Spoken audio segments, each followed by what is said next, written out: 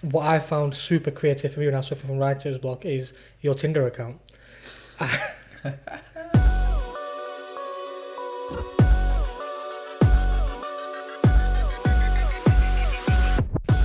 We're rolling. Great. Welcome back to another episode of Explicit Content. Hold my hands up. Last episode I did look miserable, but I swear to God it's not a reflection on the co-host or the actual content itself, so please don't take it personally. It did take some convincing for us to agree to come back. But after... I mean, you're saying don't take it personally. It's a bit too late, but I already have taken it personally. Right. Like, I Well, was the host. that says more about you than it does about me, Will. So, but honestly, last episode I feel like we just talked and we got loads of good tips and stuff out there, so I thought I'd make this episode another like tip-heavy, action-filled extravaganza. So Sounds good. We're going to talk today about how to overcome the thing that all writers get, which is writer's block. Yeah, real. Writer's block. And we've all had it. If you say that you haven't had it, you're a liar. Yeah. As Raza was talking just like literally 10 minutes ago to Jacob, who... Yeah.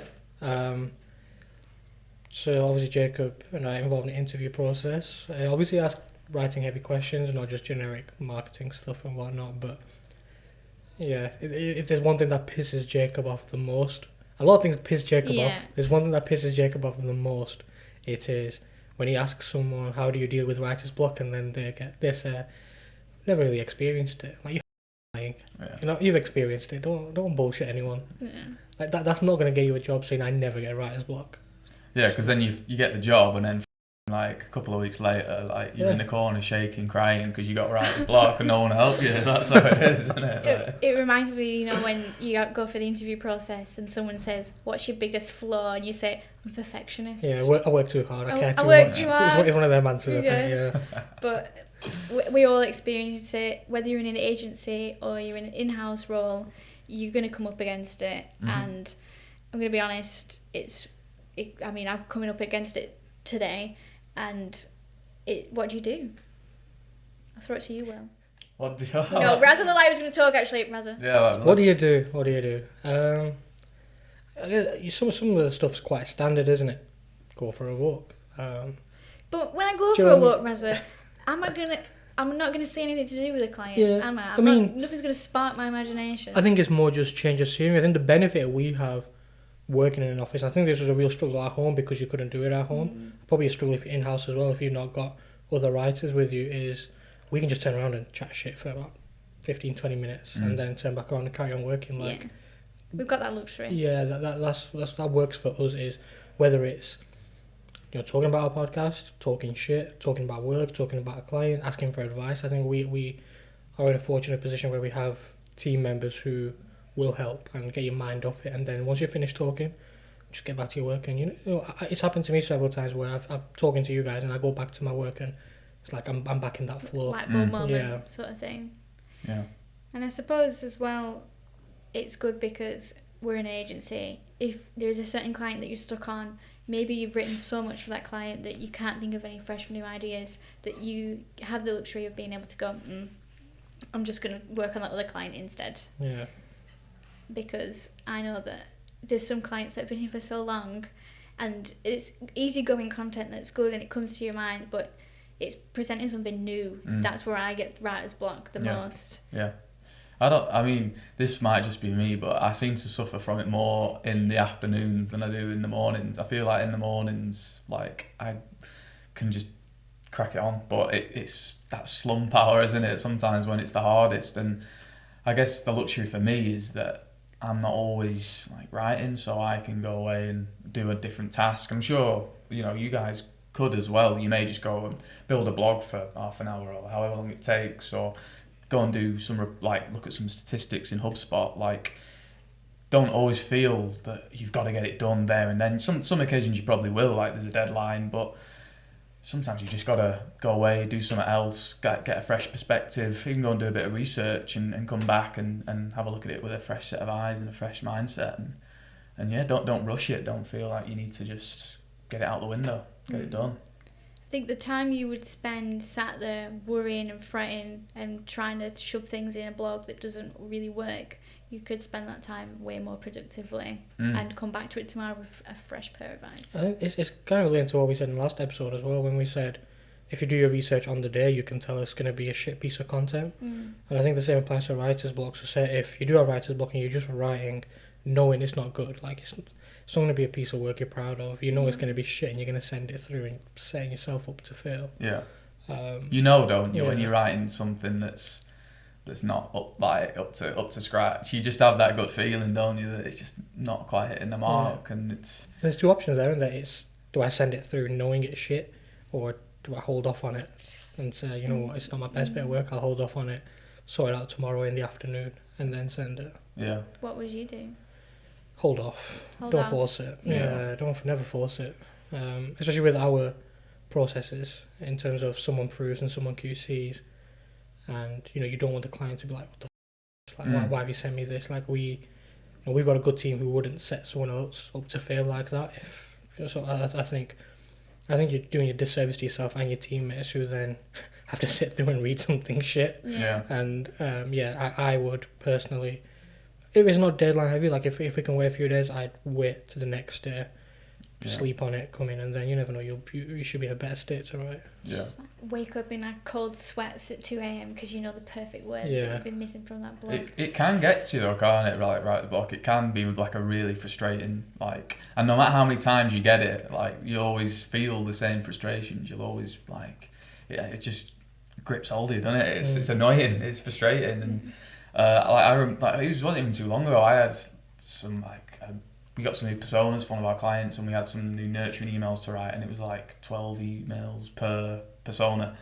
And I was writing, and I was getting so annoyed. I just stuck on them for days, and I just went away, did some other stuff, did a bit of research, and then in the end, like, they went to client, minimal amends, and I was worrying, thinking, I just don't feel like I'm understanding this, but in the end, it all worked out. But I did suffer from severe writer's block for very long time during the process of writing the emails. When you get it though, it's good. It's a good feeling. It's like that barrier has been like lowered, and you're on like a roll, and you just like typing away. It's the best feeling, but it's getting there that is the difficult part. I think because I've seen a lot of those emails you just talked about, Will. I think that's where I wanted to know what writer's block is for you, because I know in terms of blog and downloads, we experience that a lot, but when I've seen your 30-40 page docs of emails coming through to me, I'm like, how the f*** does he get through all this without throwing himself out of a window or something? Like, how's he doing this? I think the big one is having a good, the plan is like a huge part of it, like having a solid plan, working with, for me as the strategist, that plan is like the holy grail for like writing workflow emails, and then it's just taking the approach of we try and link through to content, don't we, in our emails? Like, that's like how we, that's our approach that we take, and many other companies will as well. So it's just taking that angle and like finding that angle, and once you've found the angle that email can be built around, that's when it tends to flow better. That's when you just get it out the door. But sometimes when you're struggling to find that, it can be tricky sometimes. Yeah. But like, it's happened a million times before, and you overcome it every time. So sometimes you just gotta step back, do something different, and again, like what I said last week, don't worry about it. It'll get done. Yeah. Enjoy the ride. Yeah. Enjoy the inbound journey. That's inbound, baby. I mean, we're fortunate because we're in an agency environment that sort of, it fosters that collaboration and that sort of asking people, combined knowledge, all that. But for someone who's in a team on their own, in-house, it feels like that's already an uphill battle for them, that they don't have people to bounce ideas around off. Yeah, that isolation, which I think we probably felt like working from home. Yeah. Is that you didn't have that luxury of just being able to go and chat to someone. Like, when you're isolated in an in-house role, it can be a lot. Yeah. Like, it's like, it's 10 times harder, isn't it? Yeah. But I mean, a tip from me would be, if you're in the house or if you're in an agency and you're writing for the client or your business, don't be afraid to look at other people's content. it's out there for a reason. It's ranking for a reason as well. And it's a really good source of information. Yeah. And a good place to start with writer's block is looking at other people's shit and seeing if it's good. If it's good, great. You can build on that, make it better. If it's shit, you know what not to write. Yeah, like our blogs. Take some inspiration off. I'm sure like so many people like in the same shoes are looking at D22's content and taking loads of inspiration from that. We're always ranking well. We're always doing the job right. So we see those agencies. we know what you're right, it's not a pissing contest, right? Only messing. It's not a pissing contest, but I look now at the Digital 22 stuff because I'm on that side of it, and it is ranking well. Like I can't lie for that. Like we are ranking for more things than you would think about, actually. Yeah, you're welcome. And it is a great source of information and inspiration. Those blogs paid off.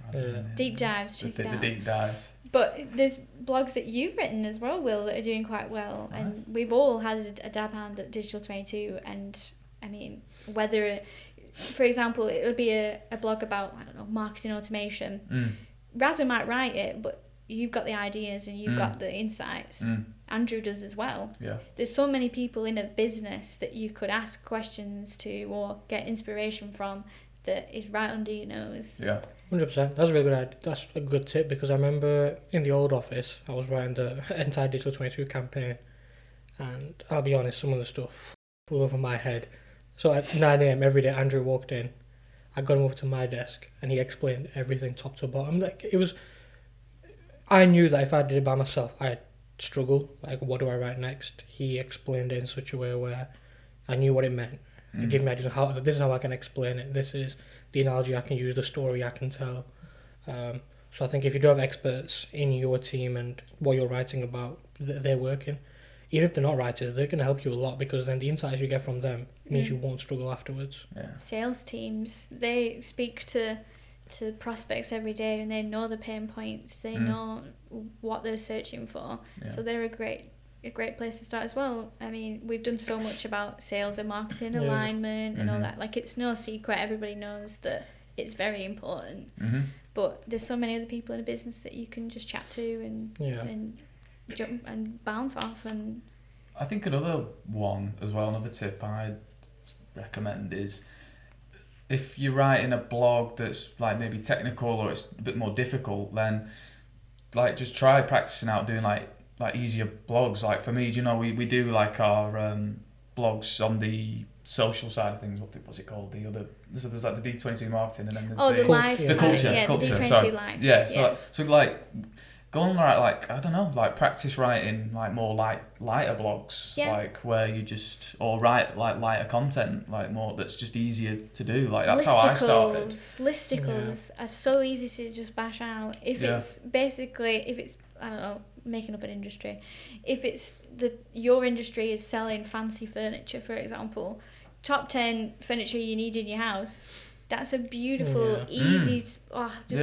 I'm thinking about writing that blog right now. That's a good blog. Yeah, that's again, it's mainly probably better for agency writers. I think that definitely for sure. I think when you're in house, you can mainly only write about yours. But for ours, it's like if you're writing about speedboats all morning, for example. There's only if it's something from writer's block, from there you have 20 other clients to choose from. Like ours, what we love, revival beds. Everyone here loves that. Yeah. Do you know what I mean? Like that's when you can really let the creative juices flowing. And if you have been writing about, as I said, speedboats all morning, like you are gonna think, what else can I write? There's only so much I can do. So I think we're lucky that we have such a variety. Yeah.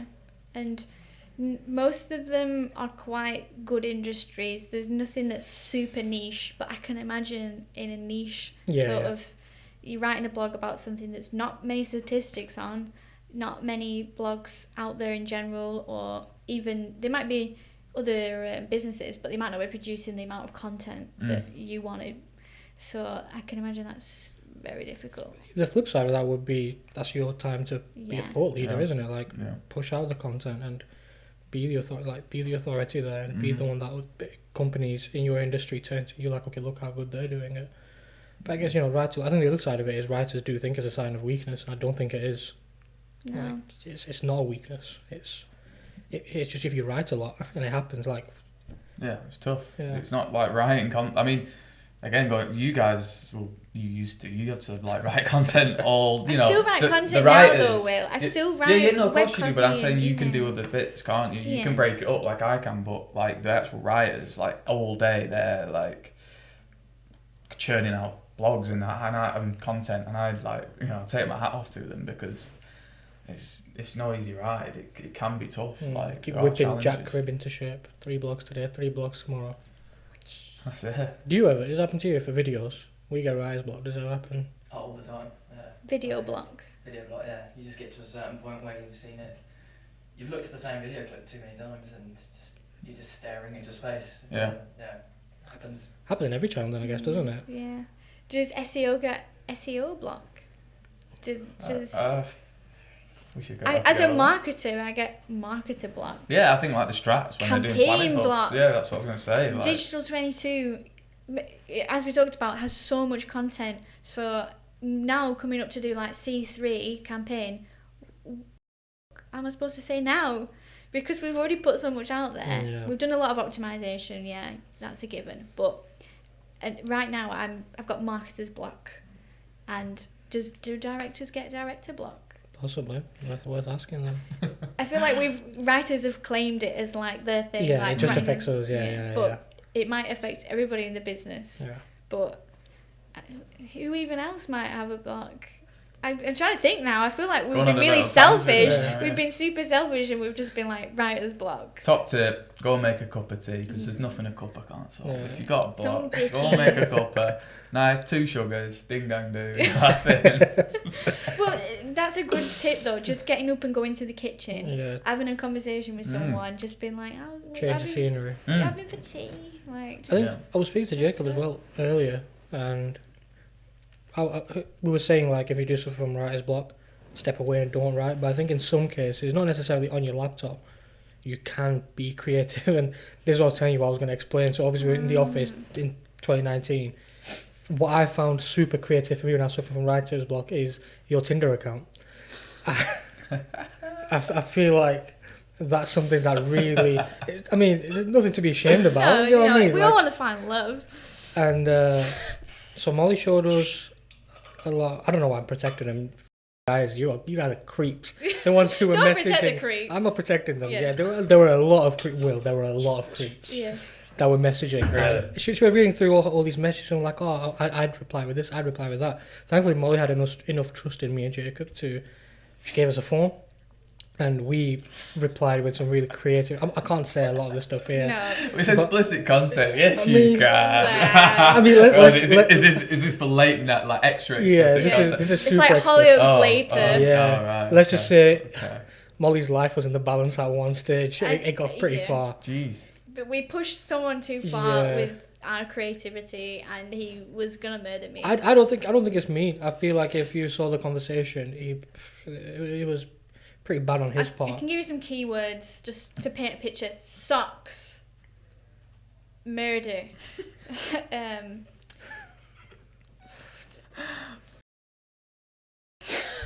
Anyway, Uh-oh. moving on. There's Yeah, that, yeah. moving on. Yeah, let's So get yeah, back to Raz's like yeah. creative block tips with Yeah, real Tinder. so when we were struggling to write, and I said at the start, like, we turn around, we talk. Yeah. Sometimes it's not about work, it was about just personal stuff. And Molly, you gave us the phone, you showed us all these guys. We were like, our jaws dropped because we didn't know how bad, you have it. And we took over the phone. And we're like, okay, we can give boring responses, but if they're taking the piss, we're gonna take the piss as well. Like we went really far. Yeah. Like, they ended up unmatching you. You gave me a backstory. Yeah. Children.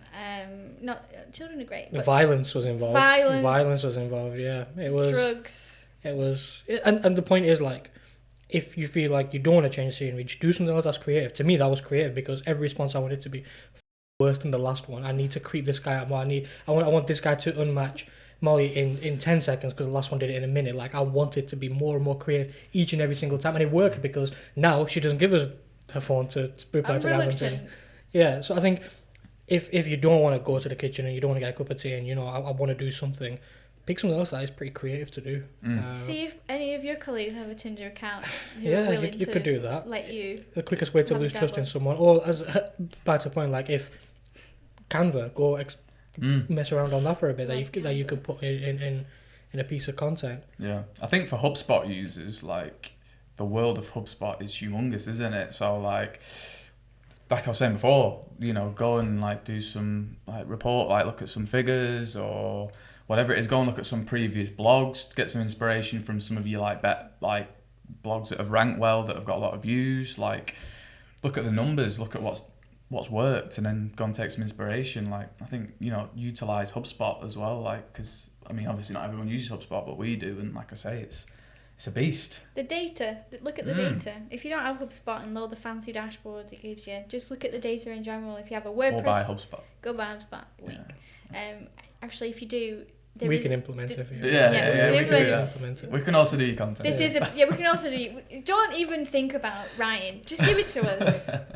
But I just mean that, like, just what has been doing really well, and do more of that. If it's like, you know, listicles, or if it's how-tos, or if it's a really thought-provoking piece that's come from you and your name's on it, do more of that. Don't try and reinvent the wheel, like if you don't have to. If you know something works and it works for that persona or that industry, like keep at it, because that's what they clearly want to see. If you're getting the views in, if you're getting the conversions or whatever it is you're after, then I think that worked with a client of ours when, I don't know if we're going to put client names in, but GovNet, when we were writing for them, when we were writing content for them, we tried something different, and we went with like 60 or 70 questions, and that's still like the best formula they've ever done. They spoke to us like, how did you get it to rank, what can we do? And now every time we go in and see the data, they've tried 30 ways you can do this, 46 ways you can do this. Like they know that's something. What works. That's something the persona wants. Like they don't want 3 ways to answer this question. They want like, oh, you guys have given me hundreds of options. So look into that. Look into what has worked, as the guy said. It could be visual blogs. It could be high number of answers. It might not even be lengthy blogs, because the one that we did for like a line each under each of the 60 questions. So definitely look into what trends have worked and adopt more of that. Your persona. What does your persona want? What does your industry like? Well, that's it. Like that's another example of what to go like. If you don't have HubSpot, go and look at your personas. Go and look at the pain points and think, and that can help you angle your blog, can't it? Like 100%. Like we, you know, I'm sure you guys are the same. Like when I'm writing emails, like if I'm writing a subject line, like I want it to hit a pain point, so always have the persona documents up, the buyer's journeys, like, you know, they've been created for a reason, so keep them close. And another thing that helps me sort of get out of writer's block is I do sometimes have a little look on ye old thesaurus and find funny little words and stuff like that. Which brings us on to the game. Oh, nice. That's the episode has the best segue yet. Well done. Well, last segue that I made last episode was not so good, so I thought I'd make it a little. Can you insert that clip here in this one? Yeah. I don't think we need to see that again. So it's the game. So it's the game. So I liked the way that Will's worked last time. So I'll give you. You can explain in case first time viewers. If you didn't watch the last one, so the game basically is I've got a word and I'm going to use it in 2 sentences. Only one of those sentences makes sense. So I'm going to give you the sentences. You decide amongst yourselves which one you like most, you think makes most sense, and you can have a stab of the definition as well of the word whilst you're at it. And if you guys decide and agree on one, and it's correct, you win. Yeah. If you don't, I get the point. Okay. And are we doing extra points for if you get the definition as well? Will's in the lead, isn't he? Yeah. So Will's in the lead. I mean, there'll be a leaderboard. Yeah. Also, I have really high hopes because all afternoon yesterday, Molly was talking about how amazing this word is. It's a fun word. I'm not gonna lie. It's fun. Okay. So sentence number 1. Last night I experienced a cockchafer in my room. Cockchafer. I'm guessing that's the word. Yeah. Second sentence. Jonathan's crying behind the camera. You know what a cockchafer is? Yeah. Ever since I could remember, I wanted to be a cockchafer. There's some good sentences, it could be either. I mean, like, it could be self-explanatory, but, like, I hope it's not. In terms of the bedroom, what could a cockchafer be? I'm thinking, like, a chicken... Is it cockerel? Yeah, but she said, I want to grow up to be a cockchafer. You never know. You might work on a farm. That might yeah. like be the ultimate job at a farm. I don't. Let's think sentence first. So what are the sentences? Sentence number 1 again. I was just going straight for the definition. I forgot about I the sentences. experienced a cockchafer in my room. Second sentence. Ever since I could remember, I wanted to be a cockchafer. There's no way people use this in everyday. No, it's like of course, archaic yeah, so it must be language, really old. Cockchafer. I'm going towards cockchafer in my room. Why? Now. Why is that? I don't know why. Something, just a gut feeling. Yeah, I don't think cockchafer is another word for like a job title. No, you know what I mean? no. Someone who works on a farm, maybe. No, don't try to throw us off. I was trying to get logical, but like. Cockchafer. What do you think? What's your gut? Man. Can we keep the word cock in? Yeah, because it could be a chicken. Yeah, well, it could be. Cockchafer. Is it one word, cockchafer? Yeah, one word. I don't be too literal with it, because that's that's... I'm going to need your answer. Which one do you want to go with? I Sentence think the one. room. Yeah, let's go with the room. Let's go with the cockchafer in my room. Okay. You are correct. Thank God. Points on the board. Last night I experienced a cockchafer in my room is correct because a cockchafer is a beetle. It's a type of beetle. Yeah. Really? Yeah. And it's actually its real name is a doodlebug. Doodlebug. Yeah, which Very similar relates to to doodle doodle sack. Wow. So it's a doodle. It's just a May bug. Interesting. So cockchafer is just a type of beetle. Nice. There's no way she's gonna go with something with a massive. Was she? It wasn't gonna be anything like that. No, I thought I could trick you with like cockchafer, as in like someone who like looks after like chickens and stuff and like cockerels. So that's I thought I could trick so you. What happened on my show? I'm clearly a better bluffer and I've got a better poker face than you. I just didn't look at you. I was just like, That's cool. You're happy to know that you know what a cockchafer is now. yeah, Add that to our vocabulary. cockchafer. Awesome. So I'm winning. I'm in the lead. You're winning. Molly, you to get on the board. I feel like we are going to do a sort of like whoever's at the bottom, we're going to have to do a like forfeit or something at the end of like season 1. We're already trying to make you eat one of the olives off these trees. We- for Yeah. 15 We discussed quid, it yesterday. Either one of the random jelly beans or Yeah, Mm. the Could Bean be a Boozled channel. yeah, the first time someone pukes on Jonathan's podcast. but- In the Yeah, podcast room. I love to be significant, but Will's trying to make me eat one of these olives. I don't know if he'll get it in the shop, probably somewhere or another. Eat one of these. They're styrofoam, I think.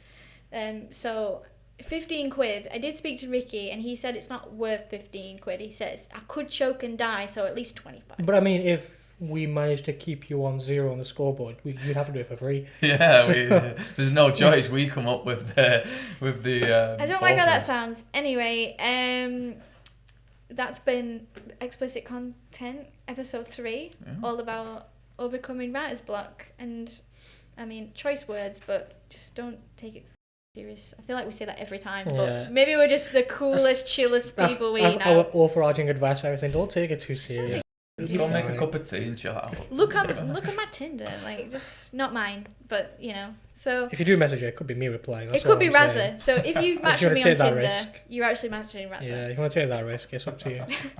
But we'll see you next time, and it'll be Raza again hosting. And thanks for watching, and make sure you subscribe. Nice one.